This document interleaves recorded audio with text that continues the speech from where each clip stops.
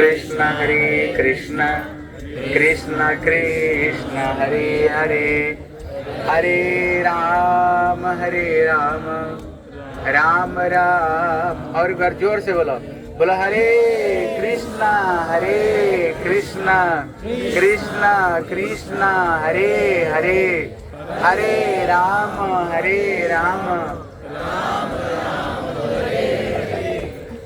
सर्वाग्रे मध्य गुरुपाद पद्म नितलीला प्रविष्णु विष्णुपाद अष्टोदर शत श्री श्री श्रीमद भक्ति श्री रूप सिद्धांत गोस्वामी महाराज के चरण कम कर दो, चरण कमल में अनंत कोटि साष्टांग दंडवत प्रणाम करता हूँ। तत्पश्चात मध्य शिक्षा गुरुपाद पद्म नितलीला प्रविष्णु विष्णुपाद अष्टोदर शत श्री श्री श्रीमद भक्ति वेदांत श्रीला नारायण गोस्वामी महाराज के चरणों सरोज में श्रद्धा पुष्पांजलि अर्पण करता हूँ। उपस्थित समस्त त्रिदंडीपादगण वैष्णव वैष्णवी सभी के चरण में यथायोग्य प्रणाम। थोड़ी सी घुमा कर देखो, ज्यादा नहीं। हरे कृष्ण, थक गया ना उसके बाद। हरे कृष्ण। हम लोग गुरु वैष्णव के अनुगत्य में श्री गिरिराज परिक्रमा करते करते अभी जहाँ पर पहुँचे हैं, ये स्थान का नाम है आनोर ग्राम। हम लोग ने बहुत कुछ कथा सुने। जब कृष्ण चाहते हैं श्री गिरिराज पूजा की प्रवर्तन हो, हैं, क्योंकि कृष्ण को पता है ये गिरिराज गोवर्धन कोई साधारण नहीं, हंताय अद्रि अबला हरिदास वर्ज्य। कहते श्री गिरिराज गोवर्धन जितने हरिदास में ये सर्वश्रेष्ठ श्री गिरिराज महाराज। बोले श्री गिरिराज महाराज की। कृष्ण चाहते हैं ये गिरिराज पूजा को प्रवर्तन करे, हैं, प्रवर्तन करे। बोले क्यों? बोले जब तक राधा रानी स्वयं कहती हैं, कभी ये श्लोकों को राधा रानी कब उच्चारण कर रही है, हंताय अद्रि अबला हरिदास वर्ज्य। बोले जिस समय ये वेणु गीत में राधा रानी कहती है जगत में अगर कोई धन्य है ना, कहती है मेघ है। क्योंकि कृष्ण जब गोचारण करते हैं, मेघ क्या करता है, कृष्ण का रंग मेघ का रंग एक ही है। इसलिए मानो मेघ समझता है कृष्ण तो मेरे दोस्त है। इसलिए उनको ऊपर जैसे स्नान करते ना, फुहारा में जैसे स्नान करते हैं, इसलिए वो क्या करता है, कृष्ण को बड़ी सुंदर सुंदर फुहारा में पानी देते हैं और कृष्ण को छाया करते हैं। कहते अगर किसका जीवन धन्य है, किसका जीवन धन्य है, मेघ का जीवन धन्य है।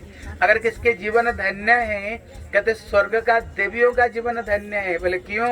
बोले कृष्ण को दर्शन करते हुए उनकी जो चोटी में सुंदर जो पुष्पों की माला पहनती हैं, कभी वो माला खोल जाती हैं और वो स्वयं प्रेम में विभोर होकर के अपना पति को गोद में विभोर होकर के उसमें बेहोश हो जाती है। जीवन धन्य तो ये देवियों का जीवन धन्य है।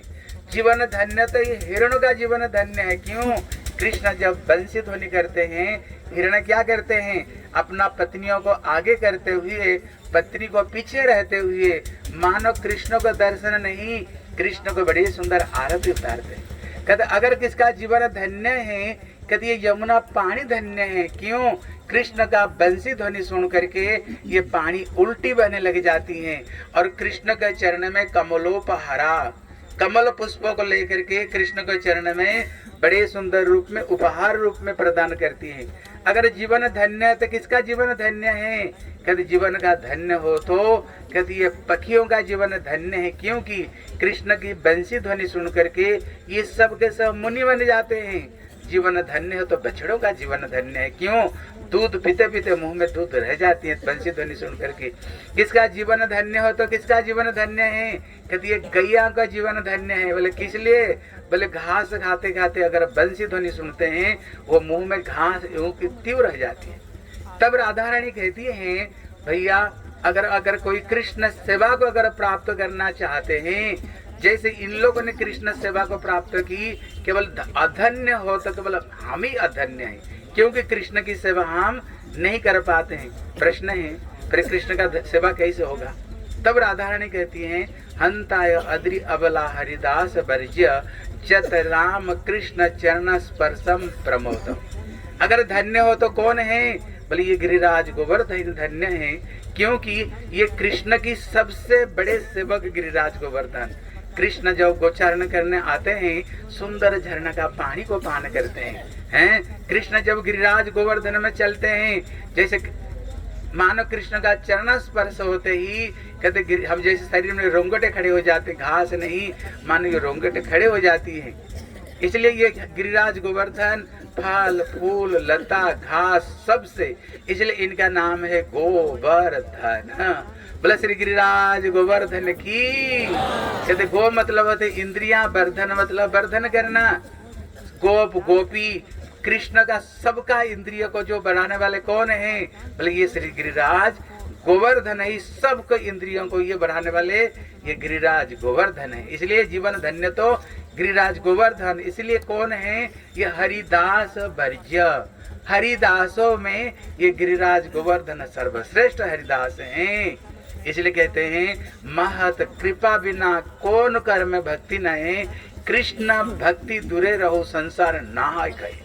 बोले जब तक तो किसी महान साधु का कृपा नहीं हो जाए भैया, भगवत भक्ति कभी प्राप्त जीव को हो ही नहीं सकती है। और भक्त में सर्वश्रेष्ठ भक्त कौन है? बोले ये गिरिराज महाराज ही कृष्ण की सबसे बड़ा भक्त श्री गिरिराज गोवर्धन है। इसलिए बोले महत कृपा बिना, सबसे बड़ा महत यही है जिसको श्री भरत महाराज कहते हैं रघुगण न तपस्या न जाति न इजया न निर्वाप न गृहत्वा नैव छंदसा नैव जलाग्नि बिना महत पदो रजोभिषेकम। वेद पढ़ने से नहीं होता है, घर द्वार छोड़ने से नहीं होता है। इसलिए होता है कैसे? किसी महत का कृपा से ही भगवत भक्ति को प्राप्त कर सकते हैं।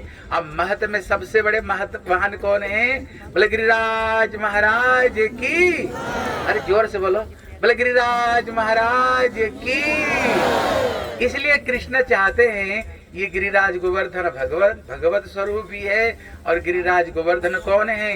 ये साक्षात श्री भक्त स्वरूप श्री गिरिराज गोवर्धन। इसलिए कृष्ण ने क्या किया? बोले भैया पूजा करना तो किसकी पूजा करो? बोले श्री गिरिराज गोवर्धन की पूजा करो। ये सारे अभिष्ट को गुरुदेव कहते थे गिरिराज कौन है? बोले सर्व अभिष्ट प्रदाता, सारे इच्छाओं को वही देने वाले। इसलिए हमारे जितने गोस्वामी हुए, रघुनाथ दास गोस्वामी, विश्वनाथ चक्रवर्ती ठाकुर, सनातन गोस्वामी तो रोज आकर गिरिराज की परिक्रमा करते थे। जितने सब गोस्वामी हुए सबके सब निज निकट निवास देहि गोवर्धन पूर्णत्वम। सबके सब गिरिराज की चरण में, ये सब के सब उनकी चरण में आश्रय को प्रार्थना किया। इसलिए कृष्ण चाहते हैं ये गिरिराज पूजा को प्रवर्तन करने के लिए। बोले भैया पूजा करना तो किसका पूजा करो? बोले श्री गिरिराज गोवर्धन की पूजा करो, क्योंकि गिरिराज से पानी फल फूल सब कुछ श्री गिरिराज गोवर्धन से ही प्राप्त होता है। इसलिए ब्रजवासियों को कृष्ण ने ऐसे उन्होंने परामर्श दिया। बोले इंद्र को कब से पूजा कर रहे हो? बोले जब से होश आए। बोले देखे हो? बोले नहीं। बोले गिरिराज गोवर्धन को पूजा करोगे तो इन्हीं आंखों से श्री गिरिराज गोवर्धन को प्रत्यक्ष रूप में दर्शन करोगे और जो कुछ मांगोगे गिरिराज सारे इच्छाओं को पूरी कर देगा। बोले कन्हैया इन्हीं आंखों से ठाकुर का दर्शन होगा। बोले और क्या? सब सारी इच्छा को तो यही पूरी करने वाले। बोले भैया फिर तो हम इंद्र पूजा नहीं, किसकी पूजा करेंगे? बोले श्री गिरिराज गोवर्धन की पूजा करेंगे। बोले कन्हैया ये बताओ तुम्हारी गिरिराज के लिए क्या क्या बनाना पड़ेगा? बोले ज्यादा कुछ बनाने का जरूरत नहीं, जो इंद्र के लिए बनाए ना बस वही चीज ही गिरिराज गोवर्धन को ही अर्पण कर दो। गिरिराज ये भोजन प्रिय देवता है, गिरिराज इससे ही संतुष्ट हो जाएंगे। इसलिए यहीं पर आकर के सब के सब ब्रज के जितने ब्रजवासी थे सारे लड्डू कचौड़ी मालपुआ इमरती हैं और जितने बढ़िया बढ़िया पिज्जा पास्ता सब ला करके यहीं पर लेकर के आए। और यहीं पर जब गिरिराज गोवर्धन की पूजा करवाए, कृष्ण इदम आसनम पाद्यम आचमन्यम इदम सर्घिद नैवेद्य उपकरणम श्री गिरिराजाय स्वाहा बोल करके जब गिरिराज को अर्पण किया, सचमुच से देखा गिरिराज जी स्वयं विशाल रूप में गिरिराज प्रकट हो गए। विशाल रूप में प्रकट होकर कह रहे हैं देखो मैं स्वयं गिरिराज गोवर्धन हूँ। जो लोग मेरी पूजा करेगा, जो मेरी पूजा करेगा, गिरिराज जी कह रहे हैं एक अन्न की दाना अगर मेरे सेवा में कोई लगाएगा तो एक जीवन नहीं किसी जीवन में भी तुम्हारे घर में अन्न वस्त्र की कभी कमी नहीं रहेगी। अन्न वस्त्री कभी कमी नहीं रहेगी, घर तुम्हारी भरपूर रहेगी। और जो मेरी अनादर करेगा, गिरिराज कह रहे, जो मेरी अनादर करेगा जन्मांतर में भूखे मरोगे। हाँ, दरिद्रता तुमको ग्रास करेगा। इसलिए गिरिराज ने ये उन्होंने ये वरदान दिया है, वरदान दिया गिरिराज गोवर्धन ने। इसलिए विशाल रूप को धारण करते हुए उन्होंने हाथ बढ़ा करके जितना कुछ प्रसाद था लाए थे, पूरा के पूरा घटक रहे थे, सब के सब भोजन कर रहे थे। इतने में कृष्ण का कुछ सखा लोग होते, जैसे श्रीदाम सुदाम मधुमंगल, थोड़ा लड्डू खाने में उनका थोड़ा पसंद है, मिठाई में। बोले हे भगवान, कैसे भूखे देवता हैं, हम जब इंद्र पूजा करते थे कितना सूखा प्रसाद को 1 महीना तक खाते थे, ये एक किणका भी छोड़ा नहीं, इतने भूखे देवता। बोले कन्हैया तेरे ठाकुर इतने, अगली बार तो भैया तुम्हारी पूजा नहीं होगा, गोवर्धन की पूजा तो करेंगे, इंद्र की पूजा करेंगे। इतने में उन्होंने क्या किया, फिर उन्होंने खाए तो खाए, उसको बाद में उन्होंने पूरा जो पानी था ना, उन्होंने उठा करके पानी को पूरा कुंड, ऐरावत कुंड, अप्सरा कुंड, नवल कुंड और राधा कुंड, सुरभि कुंड, पानी को पूरा घटक लिया। बोले हे भगवान, खाया तो खाया, हमारे जो गैया बछड़े हम जो स्नान करते थे पानी भी पी लिया। बोले गया। फिर उन्होंने जितना वृक्ष थे सबके सब वृक्षों को उखाड़े, जैसे दांत साफ करते हैं ना, बस ऐसे दांत साफ कर सारे वृक्षों को भी उजाड़ दिया। बोले गया, सारे सर्वनाश कर दिया ठाकुर ने, हैं। लेकिन गिरिराज गोवर्धन भी उन्होंने क्या किया जानते हो, जब उन्होंने इसे हाथ घुमाया, जो 1 किलो लड्डू लाए थे ना वो 10 किलो हो गया, जो 10 किलो हलवा हो गया 20 किलो, जितने लाए थे 10-10 डबल, 5-5 डबल हो गया। सखा लोग तो तरस उठे, भैया हम तो ठगी गए, पहले पता चला तो और ज्यादा करके बना करके लेके आते, ज्यादा करके। इसलिए जब उन्होंने क्या किया, उन्होंने जो कुली करते ही उनकी कुली से क्या निकली, हीरे जवाहरात असर भी सबके सब उनको मुंह से निकलना शुरू हो गया। बोले भैया और भी ज्यादा पानी पिलाओ उनको, ज्यादा और पानी पिलाओ, हीरे जवाहरात निकलेगा। जब उन्होंने हाथ घुमाया, जितने कुंड में पानी सबके सब ज्यादा हो गए, और जितने सुंदर सुंदर बेली, चमेली, जूही, आपेल, जितना सुंदर फल फूल वृक्ष में सबके सब हो गए। मतलब है भगवत सेवा करने से भैया किसी चीज का कभी कमी नहीं रहेगी।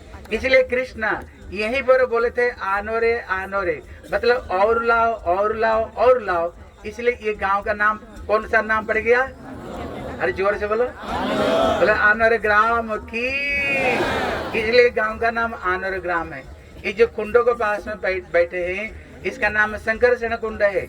जिस समय कृष्ण राधा कुंड में होली खेल रहे थे अपना सखियों को साथ में, कृष्ण बलराम होली बड़े सुंदर, बोले आज बीरज में होरी रे रसिया, आज बीरज में होरी रे रसिया, होरी रे रसिया बर जोरी रे रसिया, होरी रे रसिया बर जोरी रे। आज बीरज में होली रे रसिया, आज बीरज में होली रे रसिया, अपने अपने घर को निकटे, कोई गोरी कोई काली रे रसिया, कोई गोरी कोई कोई मोटी कोई पतली रे रसिया, कोई मोटी कोई कोई लंबी कोई छोटी रे रसिया, कोई लंबी कोई छोटी रे रसिया, आज बीरज में होरी रे रसिया, आज बीरज में होरी रे। उड़त गुलाल लाल भय बदरा, उड़त गुलाल लाल भय केसर रंग के गोरी रे रसिया, केसर रंग के गोरी रे रसिया, आज बीरज में होरी रे रसिया, आज बीरज होरी है बोला, होरी है, आज बीरज में होरी रे रसिया, आज बीरज में बोलो होली के रसिया की। इसलिए मैं शंखचूड़ नाम के दत्या करके और गोपियों का सुंदरता देख करके उनको तो हाँकते हुए लेकर चले गए, उनको भगाते हुए लेकर चले गए। इतने में कृष्ण ने कहा दाऊ भैया आप यहीं पर रहो, अभी मैं ये दैत्य को मैं देखता हूँ। उनको खदरात भगाते भगाते उन्होंने यहीं पर शंखचूड़ दैत्य को लाए और यहीं पर उन्होंने उनको वध किया था। इसी स्थान पर है वध किया था। और उसमें एक था मणि है, सेमंत का मणि था। वो मणि वो दैत्य को पास से लेकर के उन्होंने कहते श्री धनिष्ठा श्री बलदेव प्रभु को दिया। बलदेव श्री धनिष्ठा सखी को दिया। पर धनिष्ठा सखी वो जो मणि को लेकर के श्रीमती राधा रानी को दिया है। इसलिए ये कुंड का नाम है संकर्षण कुंड है। और वहाँ पर देखो जो मंदिर देख रहे हो, पहले यहाँ पर श्री नाथ जी पहले यहीं पर रहते थे। नाथ द्वार में जो गोपाल जी श्री माधवेंद्रपुरी जी गोपाल जी को यहीं से ही उन्होंने प्राप्त किया। जब भूखे थे कृष्ण स्वयं दूध ला करके यहीं पर खिलाए। बोले मैंने ये झाड़ी को अंदर में पड़ा हुआ हूँ, मेरे सेवक लोग मुसलमान का आक्रमण होने पर मेरे को यहीं छोड़ कर गए हैं, मेरे को यहाँ से निकालो। उन्होंने निकाल करके गोविंद कुंड का पानी से उनको अभिषेक कराया। और 1 महीना तक यहाँ पर पूरा के पूरा अन्नकूट महोत्सव यहीं पर 1 महीना तक यहीं पर चला है। और पास में यहाँ पर चंद्रावली का भी स्थान है। किस समय कृष्ण चंद्रावली को साथ में मिल रहे थे और इतने में देखा ये तो कृष्ण चंद्रावली को पास में चले गए। जितने रूप मंजरी रति मंजरी उन लोगों ने क्या किया, जा करके कृष्ण को पास में गए। बोले कृष्ण कृष्ण एक बहुत बड़ा दैत्य आक्रमण किया ब्रज के ऊपर में, अगर अभी तुम नहीं जाओगे ना पूरा ब्रज का सत्यानाश हो जाएगा। बस कृष्ण को ला कर जब जल्दी वहां से ले आए, ला कर कहा किसको साथ में मिलाया, श्री राधा रानी को साथ मिला। बोले कौन सा दैत्य, बोले यही दैत्य थे। अगर नहीं आता तो राधा रानी का प्राण पकड़े उड़ जाता। इसलिए आसपास में भगवान की बहुत सारी लीला हुई है। हम लोग बड़े सौभाग्यवान गुरु वैष्णव के अनुगत्य में हम यहाँ पर आए। यहाँ प्रणाम करो और यहाँ का धूल लगाओ और हमारे जीवन धन्य हो जाएगा। बोले वाञ्छाकल्पतरुभ्यश्च कृपा सिन्धुभ्यैव च पतितानां पावनेभ्यो वैष्णवेभ्यो नमो नमः।